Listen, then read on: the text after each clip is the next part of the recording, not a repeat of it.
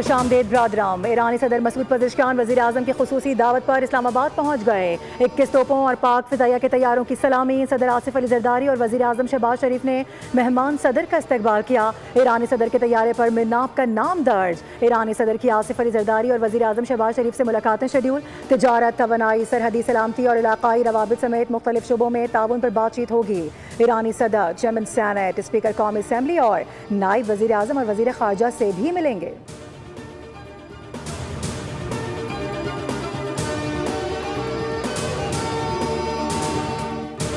Warm welcome in کو دیا گیا ہے. پورا اسلام آباد اس وقت پاکستان اور ایران کے جھنڈوں سے جو ہے اس کو سجایا گیا ہے. دونوں سائڈ کی قیادت کی تصویریں ہر جگہ موجود ہیں.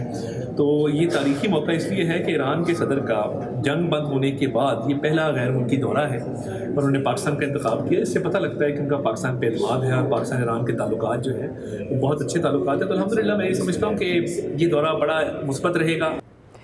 ایرانی صدر نے جنگ بندی کے بعد دورے کے لیے پاکستان کا انتخاب کیا. اس سے دونوں ممالک کے تعلقات کا اندازہ ہو جاتا ہے. وزیر اطلاعات و نشریات عطا اللہ تارڑ کی بول نیوز سے خصوصی گفتگو. ایرانی صدر کا دورہ تاریخی قرار. کہا کہ دونوں ممالک کے تعلقات مضبوط ہوں گے. پائیدار امن کے لیے مزید پیش رفت جاری رہے گی.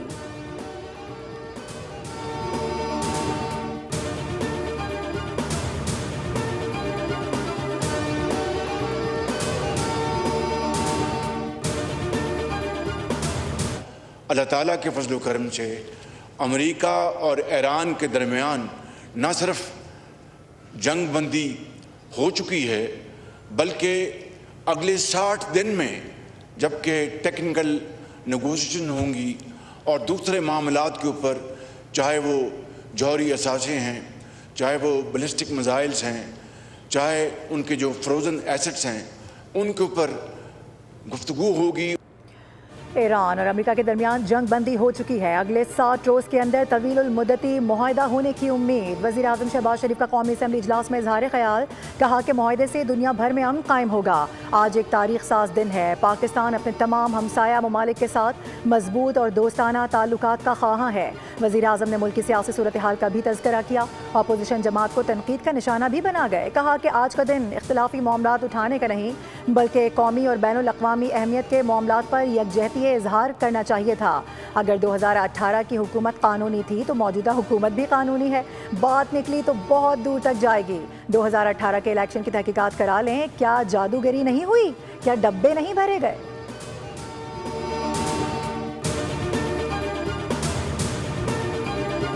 being lifted, which means no assets are being defrozen.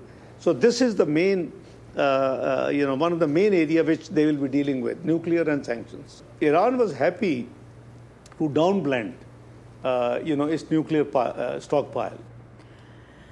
امریکہ ایران مذاکرات چند روز قبل شروع ہو سکتے تھے. لبنان پر اسرائیلی حملوں نے مذاکراتی عمل کو شدید متاثر کیا. امریکی اور ایرانی وفود کو مذاکرات کی میز پر لانے کی کوششیں تقریباً رک گئی تھیں.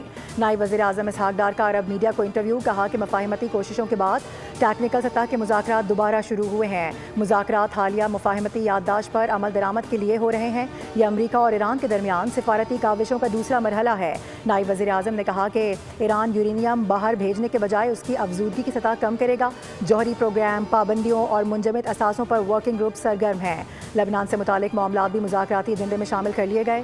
اسحاق ڈار نے بتایا کہ 60 روز کے دوران آبنائے ہرمز میں بحری جہازوں پر کوئی فیس عائد نہیں ہوگی. امریکہ ایران مفاہمتی یادداشت کی دستاویزات انتہائی عرق ریزی سے تیار کی گئی ہیں. مفاہمتی یادداشت کو فریقین نے قبول کیا ہے. اب مزید پیش رفت ہو رہی ہے. کسی کو نیت کے بارے میں شکوک ظاہر نہیں کرنے چاہیے.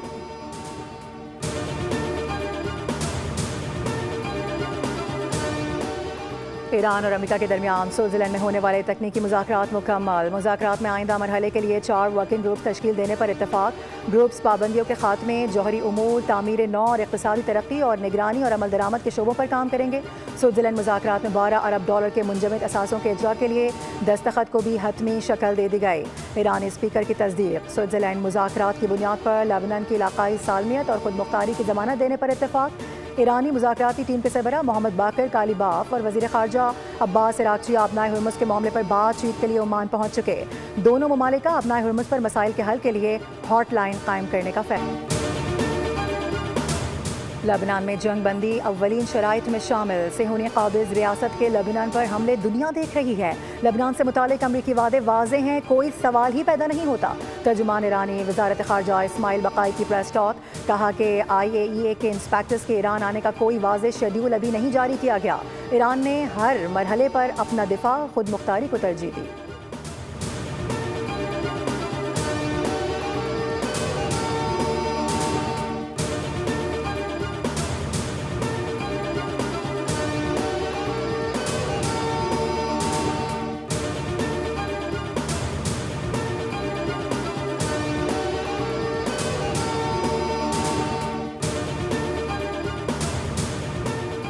آبنائے ہرمز مکمل طور پر کھل چکی ہے۔ ایران نے معاہدے کی پاسداری نہیں کی تو جو کرنا ضروری ہوا وہ کر گزروں گا۔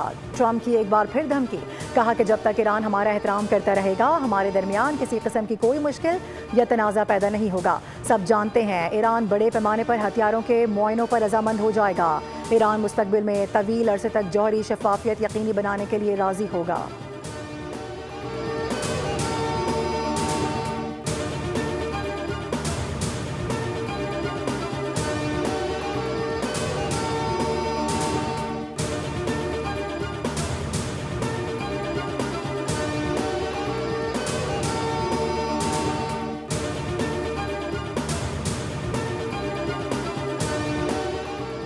الزام تراشیاں اور تہمتیں لگانا اخلاقی طور پر درست نہیں۔ PTI دور میں IPPs کے معاملے پر کوئی کام نہیں کیا گیا۔ قومی اسمبلی اجلاس میں وزیر دفاع خارجہ آصف کا اظہار خیال، کہا کہ IPPs میں ساری حکومتیں شامل ہیں، کسی ایک حکومت پر الزام لگانا ٹھیک نہیں۔ PTI والے بھی اس گناہ میں شامل ہیں۔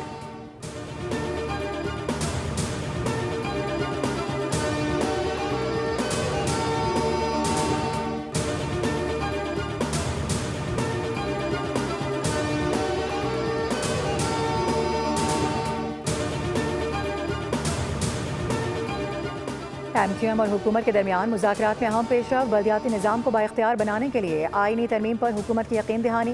فاروق ستار کہتے ہیں کہ آرٹیکل 140A سے متعلق آئینی ترمیم کے لیے 8 رکنی مشترکہ کمیٹی قائم کرنے پر اتفاق کر لیا گیا ہے۔ سندھ کی گورنرشپ پر MQM کا حق ہے۔ وزیر اعظم نے گورنرشپ کے معاملے پر مزید بات چیت کی یقین دہانی کرائی ہے۔ لاپتہ کارکنان کی بازیابی کا مطالبہ بھی وزیر اعظم کے سامنے رکھا گیا۔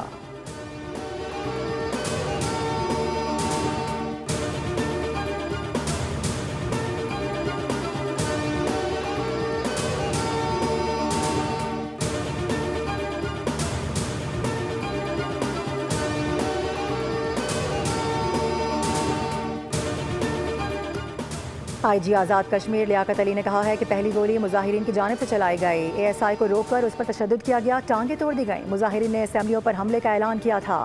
IG آزاد کشمیر نے کہا کہ پولیس کو جوابی فائرنگ کا قانونی حق حاصل ہے۔ سرکاری ملازمین کو اغوا کرنا، اسپتالوں میں قتل و غارت اور بھارتی قونصل خانے کے سامنے پرچم جلانا عوامی مسئلہ نہیں، مخصوص شرپسندوں کا ایجنڈا ہے۔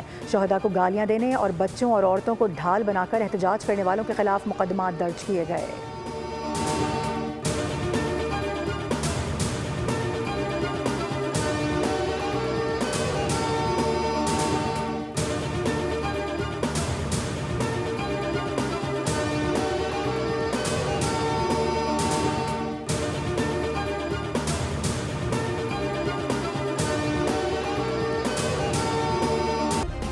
سبسکرائب کریں اور بیل دبائیں تاکہ کوئی خبر رہ نہ جائے۔